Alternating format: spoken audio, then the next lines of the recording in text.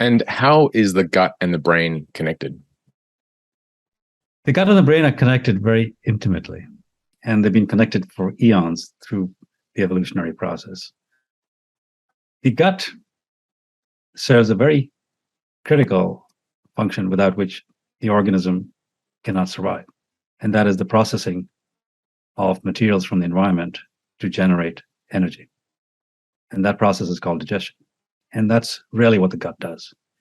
And in order for the gut to be able to do that, it has to be not only finely controlled by the brain, because remember, the brain consumes 20% of the body's energy, while only being about 2% of its weight. So the brain in our heads is an energy hungry beast. And it has to make sure that the apparatus for generating energy, i.e., the gut, and its associated links with metabolism, are always in good shape.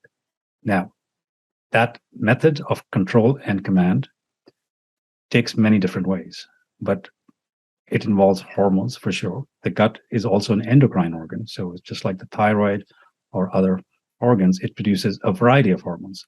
And these hormones can signal to the brain directly or indirectly. But perhaps the most well-known and well-studied way by which the gut communicates with the brain is through what we call the superhighway, and that's the vagus nerve.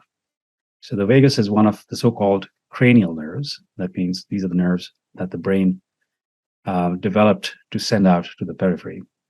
And the vagus nerve monitors functions in all those organs that generally are below conscious recognition or conscious understanding. So these are the so-called visceral organs, the heart, your lungs, and most importantly, the gut. So about 90% of the vagus is sensory. Its role is to monitor the environment, monitor the function of these organs, and convey that information back to the brain. The brain receives that function, receives that signal, and then by feedback mechanisms provides some regulation of those organs through what we call motor nerves, which are about 10 or 20% of the vagus nerve. So there's a feedback loop. And what's